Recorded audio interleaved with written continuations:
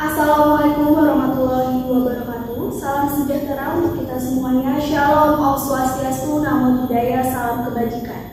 Terima kasih kepada para pihak yang telah menghadiri proses mediasi pada pagi hari ini. Terima kasih penggugat maupun tergugat yang telah meluangkan waktunya. Perkenalkan terlebih dahulu sebelum kita melanjutkan proses mediasi selanjutnya. Perkenalkan, nama saya Leli Azrumi, SHMH. Saya adalah mediator yang telah dipilih antara kedua belah pihak yang bersengketa, di mana di sini saya akan menengahi permasalahan perdata pada nomor 123/DG strip PDT PRMA DFKT Romawi 8 2022. Selanjutnya saya akan persilahkan nih kepada kedua belah pihak untuk memperkenalkan dirinya masing-masing, yang dimana didahului oleh penggugat. Silahkan dipersilahkan memperkenalkan dirinya. Perkenalkan, nama saya Salvin Kristiani selaku Direktur dari PT Kinclong Abadi Tbk yang berada di Jalan Pasuruan Industri 3 nomor 21 Kota Surabaya, Jawa Timur, di mana di sini saya bertindak sebagai penggugat. Baik, terima kasih atas perkenalannya Mbak Selvi. Baik, kepada pihak tergugat dipersilahkan untuk memperkenalkan diri. Baik, perkenalkan, nama saya Sinta Nurbayani selaku owner dari Nurbayanis Klinik Beauty Care yang bertempat pada perumahan Raplesia nomor 3 RW 6 RT 6 Kecamatan Bantarkau, Kabupaten Brebes. Baik, terima kasih. Dikarenakan para pihak sudah menyetujui dan sudah memperkenalkan dirinya, saya akan lanjutkan proses mediasi kita pada pagi hari ini, yang dimana saya akan jelaskan dulu nih proses mediasi menurut peraturan Mahkamah Agung nomor 1 tahun 2016. Pada pasal 4 disebutkan bahwa semua perkara sengketa perdata diajukan di tingkat pertama dan wajib terlebih dahulu melewati proses mediasi. Dan saya selaku mediator dalam penyelesaian kasus ini, selanjutnya saya akan menerangkan mediasi itu apa. Ya, mediasi adalah suatu alternatif penyelesaian sengketa di mana kedua belah pihak ini berdialog, berunding dan menyelesaikan permasalahannya dan menemui titik temunya. Oke, adapun saya sebagai mediator merupakan pihak yang netral dan saya tidak boleh memutuskan apapun dalam mediasi pada kali ini. Di mana di dalam mediasi juga mengenal ada prinsip imparsial yang berarti tidak memihak salah satu pihak ataupun harus netral, lalu tidak punya hak memutus karena keputusan hanya diambil berdasarkan kesepakatan para pihak yang bersengketa. Lalu untuk kerahasiaan kasus ini di dalam proses mediasi bersifat sangat rahasia. Oke, lalu saya akan membacakan dulu tata tertib pada mediasi kali ini. Mohon didengarkan baik-baik para pihak, penggugat maupun tergugat. Yang pertama, para pihak harus berbicara secara bergantian setelah dipersilahkan mediator. Mengerti? Mengerti. Selanjutnya, kedua, para pihak tidak boleh saling memotong pembicaraan. Ketiga, para pihak tidak saling menyerang, baik secara kata-kata maupun fisik. Keempat, tidak boleh merokok. Lalu kelima, tidak menggunakan handphone. Dan keenam, tidak merekam isi pembicaraan pada mediasi. Oke, saya selaku mediator akan memfasilitasi negosiasi para pihak. Namun, sebelum saya memulai mediasi saya, akan saya jelaskan dulu tahapan dalam mediasi. Tahapan dalam mediasi diantaranya yang pertama, 1. Saya akan memberikan penyelesaian kepada para pihak untuk bergantian mengutarakan apa yang diperdebatkan dan dipermasalahkan. Kedua, saya akan mencari kesepahaman awal dari kedua belah pihak. Ketiga, saya akan mendefinisikan dan menentukan agenda pembicaraan selanjutnya.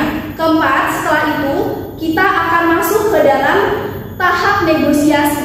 Kelima, apabila negosiasi ini mencapai kesepakatan dan memiliki titik temu, maka kita akan menyusun kesepakatan akhir akhir dan akta perdamaian. Baiklah, kepada para pihak penggugat maupun pihak tergugat, apakah setuju dengan ketentuan dan kesepakatan tersebut?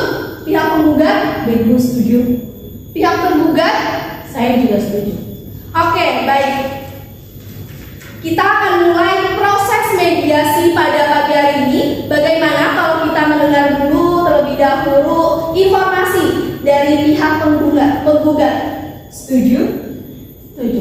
Silakan pihak penggugat. Baik, terima kasih atas waktu yang telah diberikan, Bu. Jadi begini, dalam perkara ini telah adanya one prestasi terhadap perjanjian kerjasama dengan nomor 021-KCLABD-SPKS-4-2021 tentang jual beli skincare yang mana telah dilakukan oleh Ibu Sinta Nurbayani selaku owner dari Nurbayani Klinik Beauty Care yang mana sebagai pihak tergugat di sini. Karena apa? Karena Ibu Sinta itu telah ingkar atas apa yang telah menjadi kesepakatan bersama. Di sini masih ada pembayaran yang belum dilunasi karena di surat perjanjian tersebut telah disepakati bersama pembayaran tersebut dilakukan selama 3 kali termin pembayaran. Yang pertama itu pembayaran termin pertama sebesar 50% dari total pembayaran, yaitu senilai 150 juta rupiah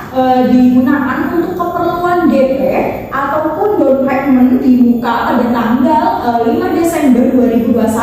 Pada pembayaran termin kedua direncanakan sebesar 25%, yaitu senilai 75 juta rupiah yang seharusnya dibayarkan pada tanggal 15 Februari 2022. Dan yang ketiga, pembayaran termin ketiga sebesar 25% dari total pembayaran, yaitu senilai 75 juta rupiah yang seharusnya dibayarkan pada tanggal 15 April 2022.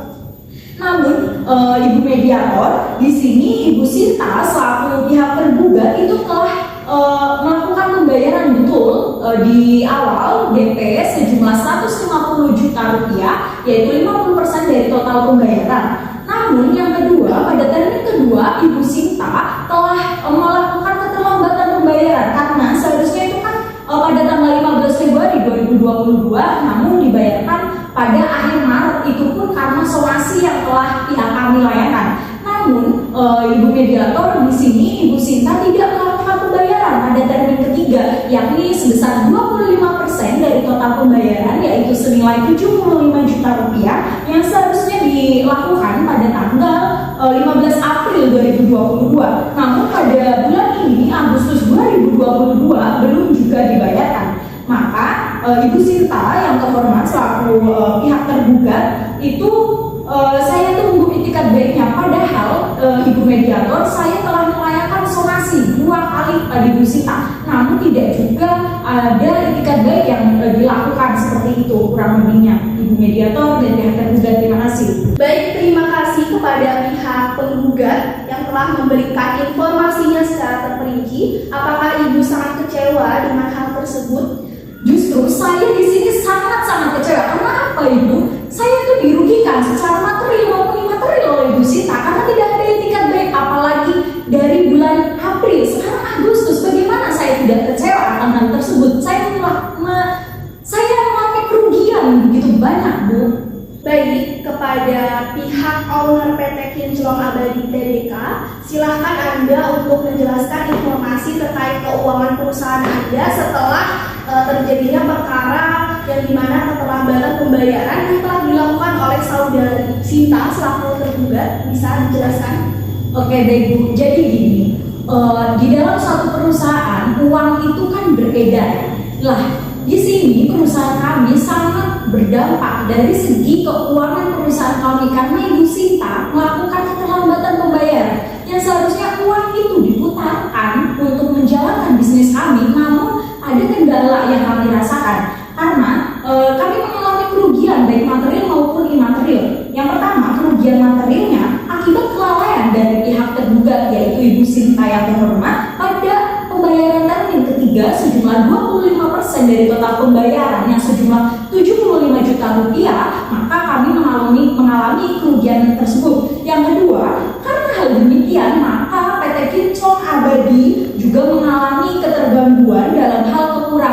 yang pertama, senilai 50 juta rupiah dalam melaksanakan kewajiban pembayaran upah karyawan pada bulan Juli, karena pada dasarnya uang itu harus kami putarkan, tetapi karena hal tersebut kami tersendat dalam membayar karyawan, maka kami memakai uang kas perusahaan untuk membayar karyawan kami. Yang kedua, perusahaan PT Kinclong Abadi juga harus tonggok menggunakan kas perusahaan untuk menutup 25 juta rupiah untuk menyelesaikan perkara ini, baik dalam akomodasi ke advokat, terus juga konsultasi ke advokat, biaya akomodasi, pendanaan pulang pergi ke kantor advokat, itu sangat memforsir kita semua. Nah, selain itu, impact real yang kami rasakan juga benar-benar sangat merugikan kami ya, karena atas kelalaian Ibu Sinta yang kami rasakan apa?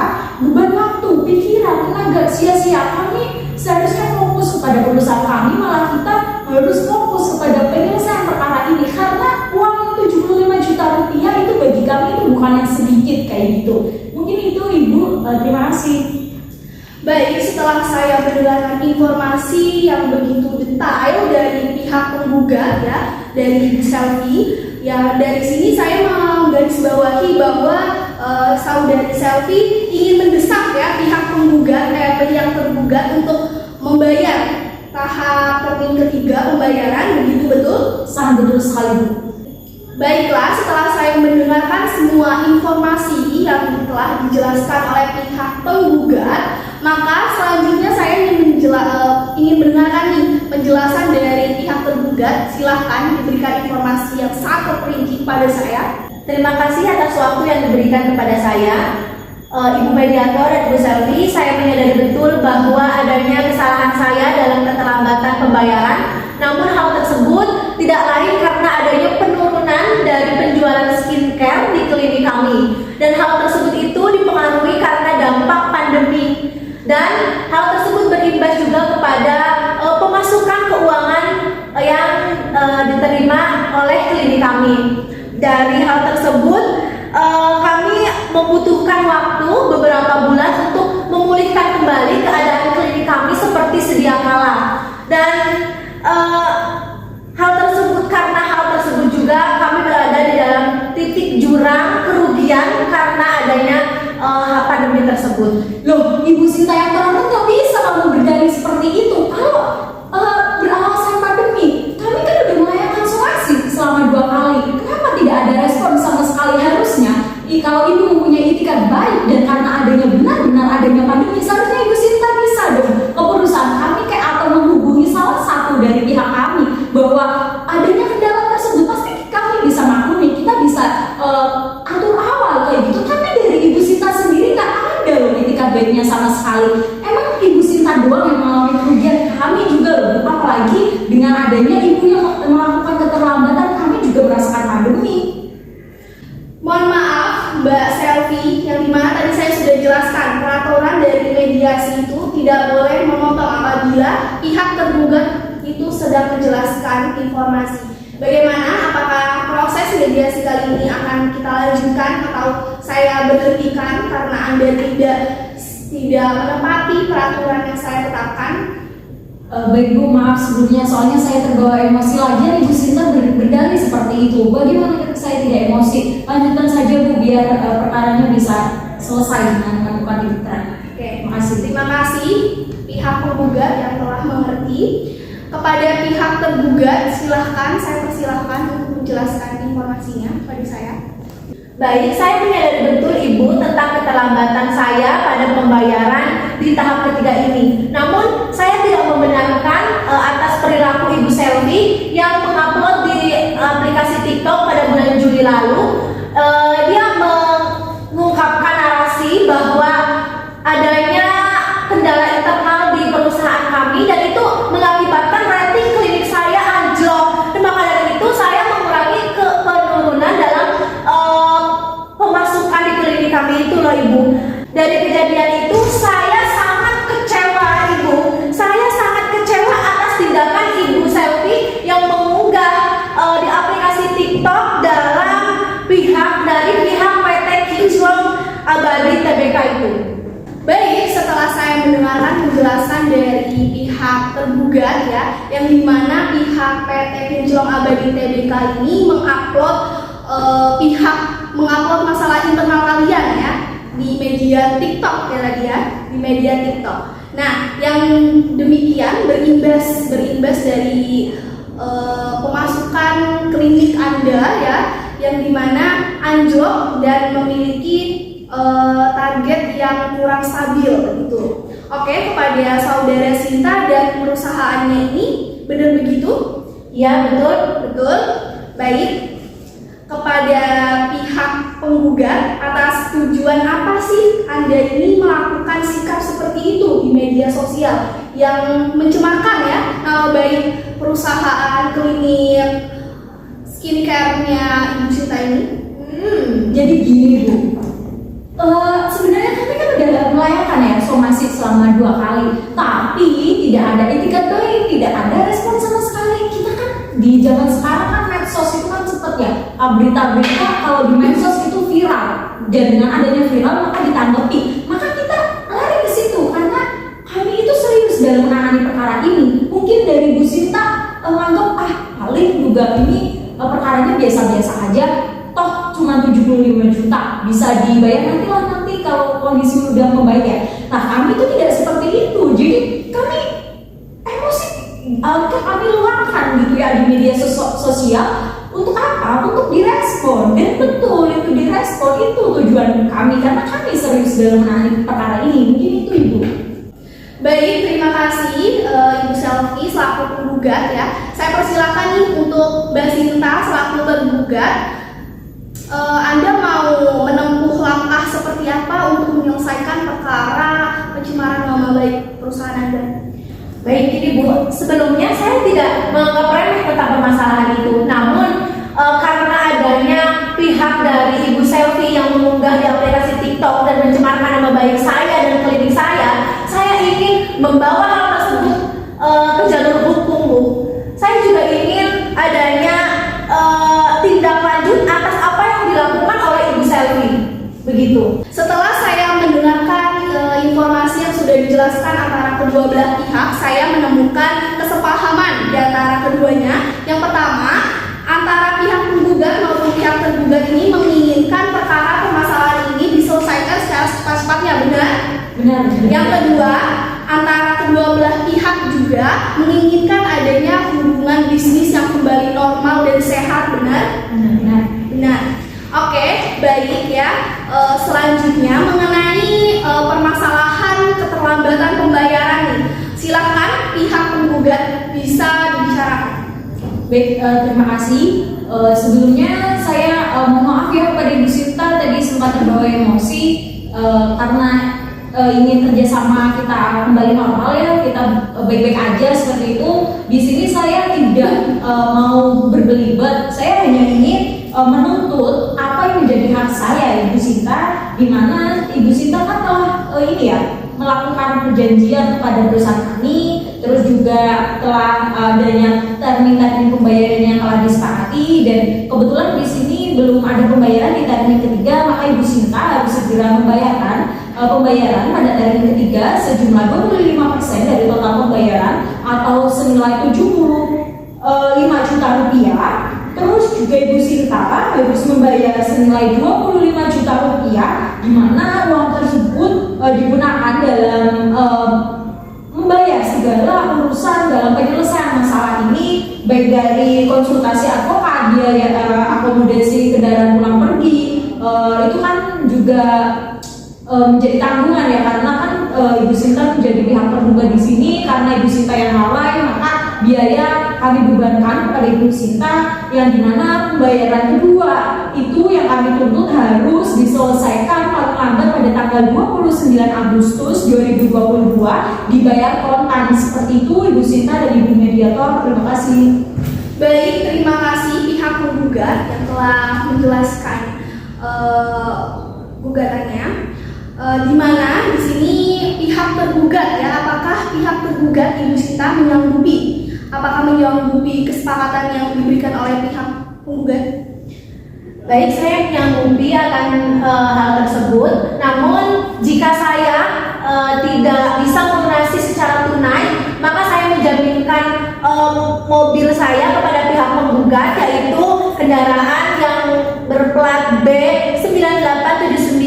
EXQ dengan merek kendaraan Honda CR-V untuk melaksanakan kewajiban saya kepada penggugat. Namun sebelumnya di mediator, karena saya telah adanya kerugian karena Ibu Selvi telah melakukan upload video di TikTok, saya ingin adanya klarifikasi dari Ibu Selvi, mengupload kembali di sosial media Ibu Selvi. Dengan itu saya nanti akan bisa melunasinya, tapi harus ada klarifikasi dari Ibu Selvi karena klien saya tidak bisa kembali termakan oleh apa yang diupload oleh Ibu Selvi. Jadi saya mohon untuk diadakannya klarifikasi di media sosial TikTok. Terima kasih. Baik, terima kasih pihak tergugat yang telah menjelaskan kepada saya. Oke, kepada pihak penggugat, apakah Anda menerima alternatif penyelesaian dari tergugat apabila pihak tergugat ini tidak bisa menyelesaikan kewajibannya? Apakah Anda setuju dengan alternatif tadi, menyerahkan mobilnya? Jika demikian dan ditawarkan juga ya apabila tidak bayar, maka telah ada jaminan juga, maka di sini saya percaya dan telah ditengahi oleh mediator, mohon tolong nanti juga dibuatkan ya di surat perjanjiannya karena ada peletakan jaminan juga. Jika demikian, dengan senang hati saya melakukan klarifikasi di akun medsos kami berkaitan dengan apa yang telah kami unggah di level lalu untuk membersihkan nama baik dari perusahaannya Ibu Sinta, seperti itu. Alhamdulillah kalau begitu kita sudah menemui nih titik terang dari permasalahan ini. Maka dari itu kita sudahi terlebih dahulu mediasi pada hari ini. Kepada para pihak, apakah besok bisa menghadiri mediasi hari kedua? Pihak penggugat apakah besok bersedia? Siap, saya bersedia. Apakah pihak tergugat bersedia besok menghadiri mediasi tahap kedua? Ya, saya bersedia. Oke, bagus. Akan saya tutup mediasi kali ini. Besok kita akan mengadakan penandatanganan ya akta perdamaian atau akta pandadi atas perkara sengketa pada para pihak. Oke, saya izin tutup. Assalamualaikum warahmatullahi wabarakatuh. Terima kasih atas waktunya. Assalamualaikum warahmatullahi wabarakatuh. Shalom, Om Swastiastu, Namo Buddhaya, salam kebajikan untuk kita semua. Terima kasih kepada para pihak yang telah menghadiri proses mediasi kita yang hari kedua, yang dimana kita telah menyelesaikan dan menemukan titik temu atau solusi antara para pihak yang bersangkutan. Dan di sini izinkan saya selaku mediator untuk meminta tanda tangan kepada para pihak, tanda tangan surat perdamaian atau akta pandadi. Sebelum saya menyerahkan akta perdamaian ini, saya mau membacakan terlebih dahulu secara singkat ya isi dari akta perdamaian ini, yang dimana surat kesepakatan perdamaian dalam nomor perkara 123/GG strip PDT /PDT-ADFKT-Romawi 6/2022 di Pengadilan Negeri Brebes Akte Pandadi. Akte perdamaian ini dibuat pada hari Senin tanggal 22 Agustus tahun 2022 oleh dan antara Saudari Selvi selaku Direktur dari PT Kinclong Abadi Tbk yang berdomisili di Jalan Bungkut Industri nomor 21 Kota Surabaya, Jawa Timur, yang disebut sebagai penggugat, dengan Saudari Sinta Nurbayani selaku owner dari Nurbayanis Klinik Beauty Care yang beralamat di Jalan Rafflesia nomor 3 RT 6 RW 3 Brebes, Jawa Tengah, yang dimana disebut selaku tergugat. Penggugat dan tergugat terlebih dahulu menjelaskan. Pertama, penggugat dan tergugat adalah para pihak yang sebelumnya menandatangani surat perjanjian pada nomor 021/KCLABD strip SPKS /Romawi 5/2022 atas jual beli skincare, yang dimana pada bulan Agustus tergugat belum bisa menyelesaikan pembayaran sepenuhnya tanpa adanya konfirmasi ulang dari tergugat. Kedua, bahwa penggugat dan tergugat telah menyetujui bahwa saya selaku mediator Leli Azum Yasa Anha yang ditunjuk oleh Pengadilan Negeri Brebes sebagai mediator dalam menyelesaikan permasalahan para pihak. Selanjutnya, bahwa mediasi dalam perkara nomor 021/KCLBD strip SPKS /5/2022 telah menghasilkan kesepakatan antara penggugat dan tergugat yang kemudian dituangkan dalam surat kesepakatan perdamaian ini. Dengan begitu, saya akan meminta tanda tangan para pihak untuk menandatangani akta perdamaian atau akta Vandani ini supaya memiliki validasi atau memiliki hukum yang tetap. Silakan penggugat. Terima kasih. Lalu tanda tangan hak tergugat di sini.